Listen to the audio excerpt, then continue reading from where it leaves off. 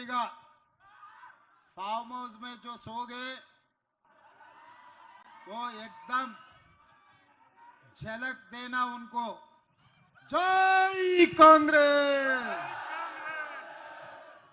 ధన్యవాదాలు మిత్రులారా।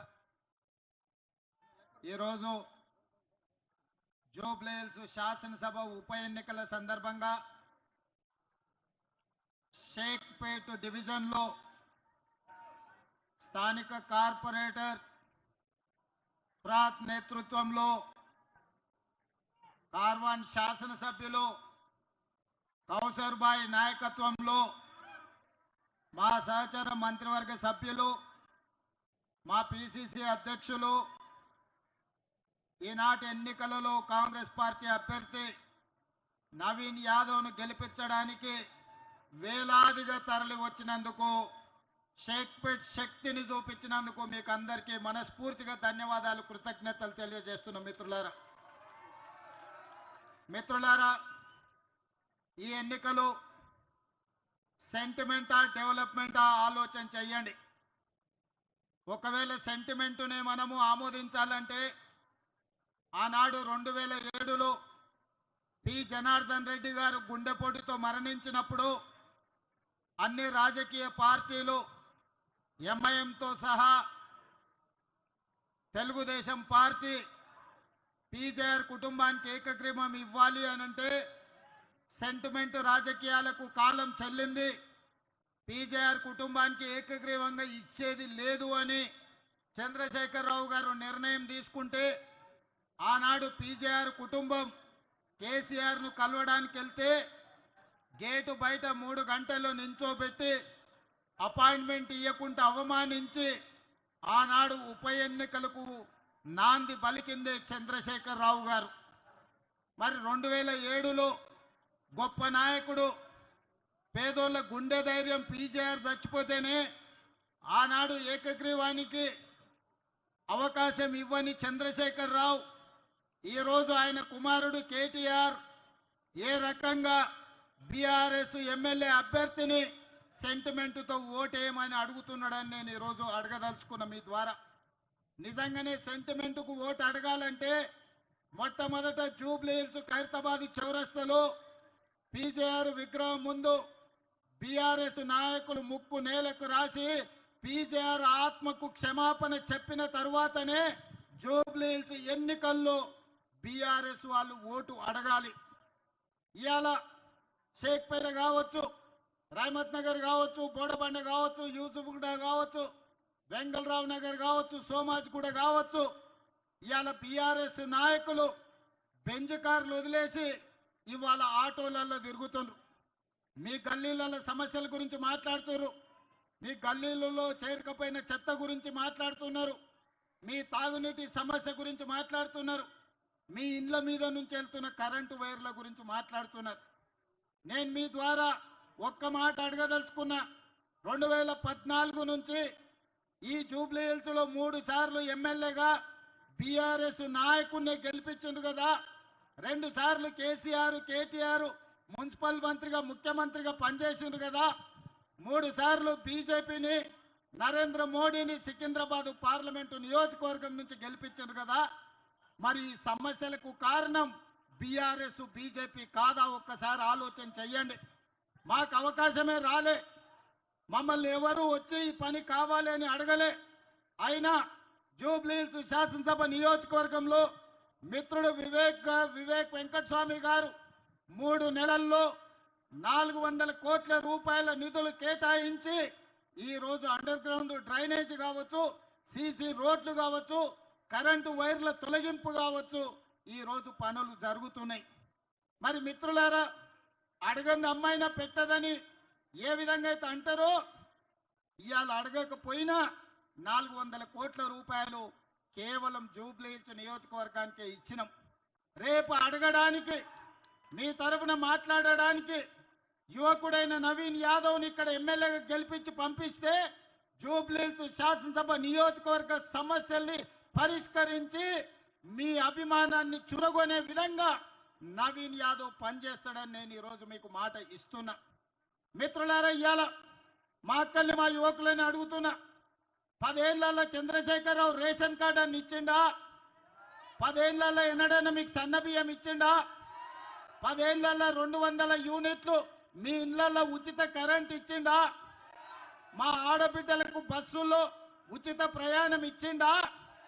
మరి ఇవేమి ఇవ్వని బీఆర్ఎస్ నాయకులు ఈ రోజు వచ్చి మీ ఓటు ఎట్లా అడుగుతారని నేను అడుగుతున్నా. ఇవాళ మీ సోదరుడు మీరు అభిమానంతో ఆశీర్వదిస్తే తెలంగాణ రాష్ట్రానికి ముఖ్యమంత్రి అయితే ఇవాళ 61,000 రేషన్ కార్డులకు 2,39,000 పేదలకు ఈరోజు సన్న బియ్యం ఈ జూబ్లీహిల్స్ నియోజకవర్గంలోనే అందుతున్నాయంటే అది ప్రజాపాలన కాంగ్రెస్ పార్టీ ఇస్తున్నది. దాదాపుగా గృహలక్ష్మి, మహాలక్ష్మి, గృహజ్యోతి పథకాలు వేలాది మంది ఈరోజు ఈ ప్రాంత ప్రజలకు మేలు జరుగుతుంది. 500 రూపాయల సిలిండర్ కావచ్చు, డబల్ బెడ్రూమ్ ఇల్లు ఇస్తా అని కేసీఆర్ మోసం చేస్తే నేను ఇవాళ ఈ వేదిక మీద నుంచి మాట ఇస్తున్నా.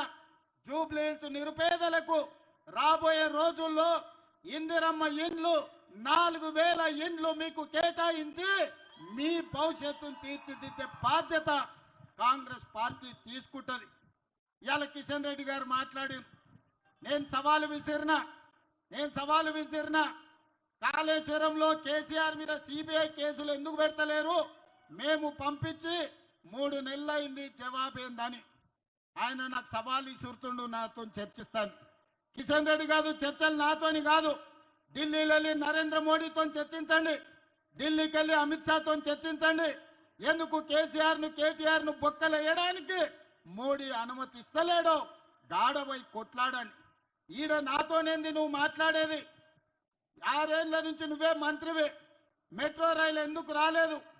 గోదావరి జలాలకు నిధులు ఎందుకు ఇవ్వలేదు? మూసి అభివృద్ధి కోసం నిధులకు ఎందుకు అడ్డం పడుతున్నావు? RRR రింగ్ రోడ్డుకి ఎందుకు అడ్డం పడుతున్నావు? రేడియల్ రోడ్స్కి ఎందుకు అడ్డం పడుతున్నావు? హైదరాబాదు నగర ప్రజలకు చెప్పు. ఇవాళ గుజరాత్లో సబర్మతి రివర్ ఫ్రంట్ కట్టుకోవచ్చు, యూపీలో గంగా నది రివర్ ఫ్రంట్ కట్టుకోవచ్చు, ఢిల్లీలో యమునా నది రివర్ ఫ్రంట్ కట్టుకోవచ్చు. కానీ హైదరాబాదు నగరంలో మూసీ నది రివర్ ఫ్రంట్ ఎందుకు కట్టుకోకూడదు? బీజేపీకో నీతి, ఇవాళ తెలంగాణకి ఇంకొక నీత. గుజరాత్ను ఇంకొక విధంగా, ఢిల్లీ, ఉత్తరప్రదేశ్ మరో విధంగా. ఇవాళ తెలంగాణకు అన్యాయం చేయడానికే ఈ ప్రాంతంలో సికింద్రాబాద్లో నిన్ను ఎంపీగా గెలిపించి మంత్రిని చేసిండ్రా కిషన్ రెడ్డి గారు. అదేవిధంగా కేటీఆర్ చర్చలకు సవాల్ అంటున్నాడు. సవాలు ఇసరడం, పారిపోవడం నీ జాతిలోనే ఉంది. గంజాయి డ్రగ్స్ గురించి టెస్టులు అంటే నేను విశ్వేశ్వరరెడ్డి అమరవీరుల స్థూపం దగ్గర 6 గంటలు వెయిట్ చేసినాం, రాలేదు. అసెంబ్లీలో చర్చలు చేద్దామంటే నువ్వు నీ అయ్యా ఇద్దరు అసెంబ్లీకి రాకుండా పారిపోయినరు. మొన్నటికి మొన్న కంటోన్మెంట్లో శ్రీ గణేష్ను గెలిపిస్తే 4,000 కోట్లతో అభివృద్ధి చేసినా నేను చెప్తే సవాలు విసిరిండు. 4,000 కోట్లు ఎక్కడిచ్చారో చెప్పు, నేను రాజీనామా చేస్తాను. శ్రీ గణేష్ 5,000 కోట్ల రూపాయల జీవోలు చూపిస్తే రాజీనామా చేయకుండా పారిపోయిన కేటీఆర్ ఇవాళ మళ్ళా చర్చలతోని సవాళ్ళు విసురుతులు. నీలాంటి సన్నాసులు సవాలు విసురితే మా కాంగ్రెస్ పార్టీ కార్యకర్తలు పట్టించుకోరు. ఒకవేళ నువ్వు సవాలు విసిరేది నిజమే అయితే కంటోన్మెంట్లో శ్రీ గణేష్ తయారుగా ఉన్నాడు. అక్కడ నిధులు ఏమిచ్చిండ్రో నువ్వు వాటి జీవోలు ఇస్తాడు. నువ్వు రాజీనామాకు సిద్ధంగా అని చెప్పి ఇవాళ కేటీఆర్కు నేను సవాలు విసురుతున్నా. मित्रुलारा, हमारे मुसलमान भाई बहनों को आज मैं शुक्रिया अदा करना चाहता हूं, क्योंकि यहाँ के कारपोरेटर फराज हमारे साथी, हमारे मित्र कौसर भाई एमएलए बनकर ये नवीन यादव को जिताने के लिए बारिस्टर असद साहब, जिसका एमआईएम पार्टी का सदर साहब नवीन यादव को दुआ दिलाने के लिए, इस चुनाव में जिताने के लिए कौसर भाई को साथ देकर शेखपेट में मुझे भिजाया।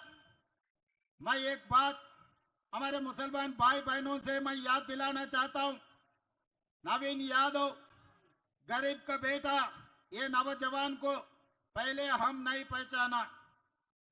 2014 में असदुद्दीन ओवैसी साहब, अकबरुद्दीन ओवैसी साहब पहली बार इनको एमएलए उम्मीदवार बना के जुबली चुनाव में इनको लड़वाया।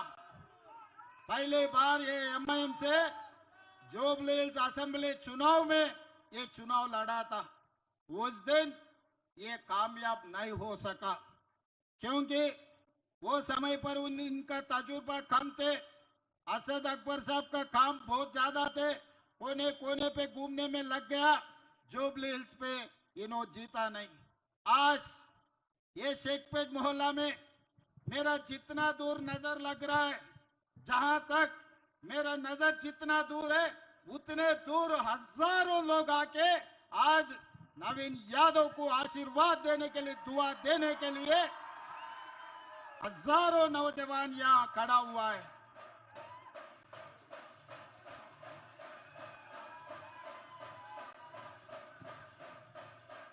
मुझे भरोसा, उम्मीद आ गए आने वाले चुनाव 11 तारीख 30,000 मेजॉरिटी से नवीन यादव जुबली हिल्स से एमएलए बनने वाले हैं।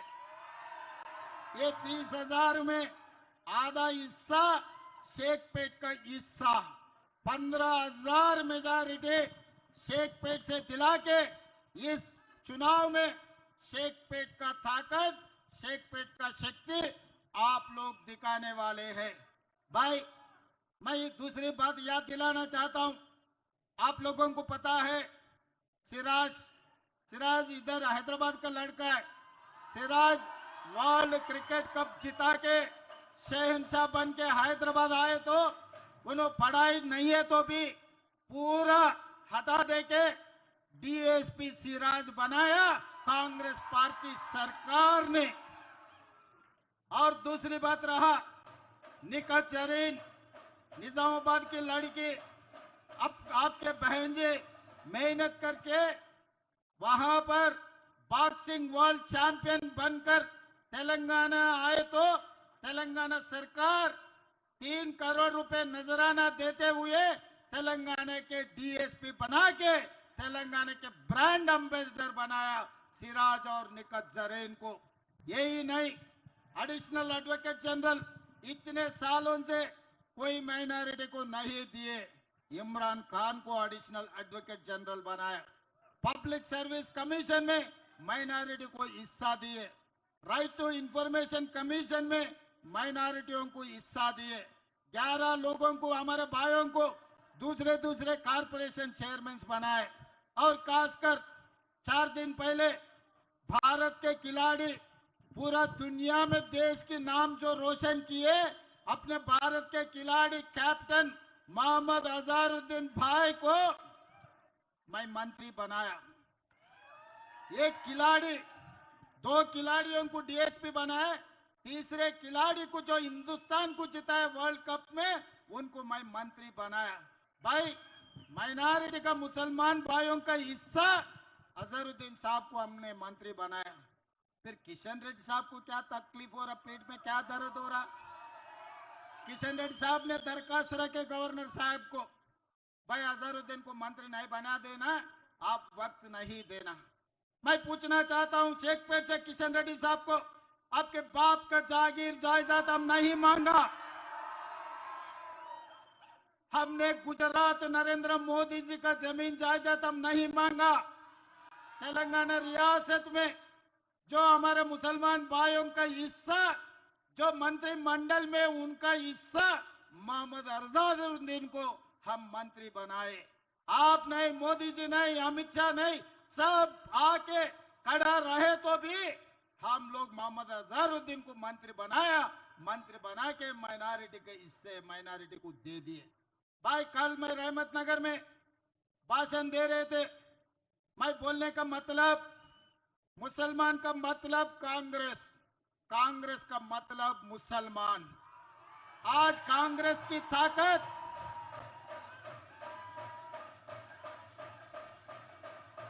तेलंगाना सरकार की ताकत हमारे मुसलमान भाई बहनों। ये तेलंगाना सरकार के 2 आंखें, मुसलमान और हिंदू, हम ये दोनों के बीच में कभी फर्क नहीं देखा।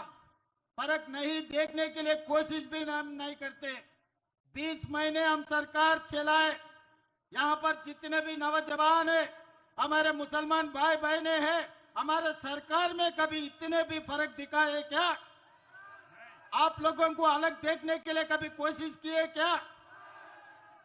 मगर बीआरएस वाले ने भटकाने के लिए कोशिश कर रहे। पिछले चुनाव में उन लोग जो लोकसभा चुनाव थे, वो समय पर एक खुदकुशी कर लेके मोदी जी को बचाए।